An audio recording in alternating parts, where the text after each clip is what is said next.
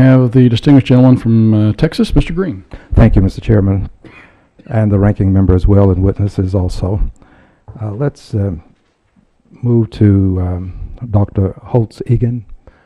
Sir, I believe I heard you indicate comparing FHA to another circumstance that you can't cut taxes and raise revenue. I think that's what I heard you say. Is that what you said, that you can't cut I taxes? pointed out that this is exactly the same argument as people make that, and most people don't believe it. So it's your position that if you cut taxes, you're probably not going to raise revenue. Yeah, I'm on record in that since I did studies on that at the Congressional Budget Office in 2003. All right, sir. Would it surprise you to know that a good many of your friends on the other side would differ with you on that basic premise of cutting taxes and raising revenue? The next time everyone agrees with me will be the first. I believe you.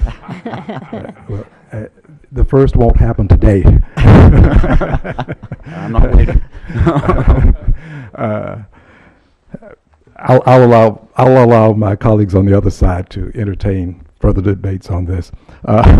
Let's move on to Ms. Gordon. Ms. Gordon, you mentioned the HAWK program, and you wanted to give some examples of things that we can do to strengthen FHA, and you mentioned HAWK. You also, in your testimony, give an indication that there was a part of this that was not properly implemented. Would you care to elaborate on HAWK and that portion that wasn't implemented and how that can be of benefit to FHA?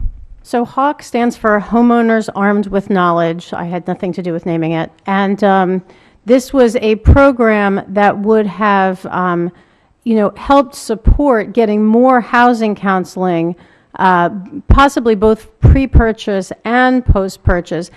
The studies that have been done out there, and we now have some very good studies, demonstrate both for pre-purchase counseling and for counseling after a homeowner is in trouble, the counseling can significantly increase the chance of success of the homeowner. It remains a mystery to me why the entire mortgage industry is not focused like a laser on trying to get housing counseling to every person who is going to buy a house. This is an incredibly complex transaction that is more money than most consumers will ever spend on anything else in their lifetime, and we expect them to just go out in the marketplace to do this themselves. That just doesn't make any sense when for really just, a very small amount of money, we could significantly increase the success rates of mortgages and, do a better job of working with servicers when mortgages get into trouble for some reason, due to a life event. So it is very unclear to me why this program never got implemented, but Congress in the spending bill just, basically eliminated it, essentially. I don't think there was much debate or discussion over this. And so I think it's really important to go back to the drawing board and try to figure out how we can make sure that high-quality housing counseling is available for every purchaser who wishes to use it. Mr. Rossi, would you concur? I would. I'd actually go further and say that Radiant, in fact, has a partnership in place with a diverse segment to train, teach, and coach folks to be able to get into mortgages. Mr. Gupta? I would concur that housing counseling should be there. Whether housing counseling actually makes borrowers perform better or not, we have not seen that in our experience. But we also conduct housing counseling for free for borrowers. Doctor? I've not studied the issue.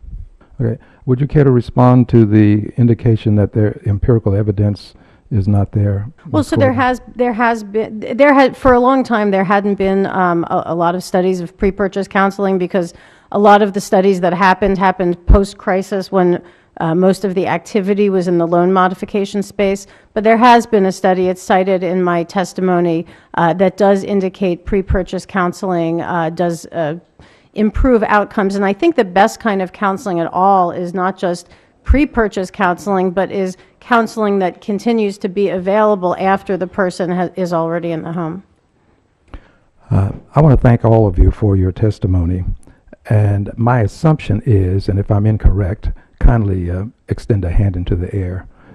But my assumption is that you would all like to see FHA remain a part of the housing finance system that no one on this panel believes that we should not have an FHA. Is that a fair statement? Perhaps I should revise my statement. If you concur with me, we'll do this as we do it in court. Raise your hand, please, if you concur. Thank you very much. I'll yield back, Mr. Chairman. Thank you, Mr. Green.